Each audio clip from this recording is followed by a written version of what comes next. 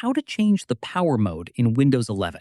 This tutorial shows you how to switch between different power settings, depending on what you need from your PC.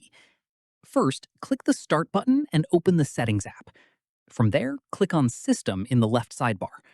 After that, click on Power and Sleep on the right side of the screen. At this point, look for the Power Mode dropdown and click on it. From here, you'll have three options to choose from.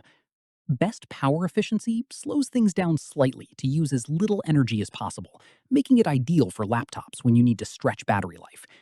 Balanced sits in the middle and adjusts performance automatically based on what you're doing at any given moment, which works well for everyday tasks. Best performance keeps everything running at full speed at all times, which is great for heavier workloads like gaming, video editing, or running multiple demanding apps at once. Following this, select whichever mode fits what you're doing, and the change takes effect immediately without needing a restart.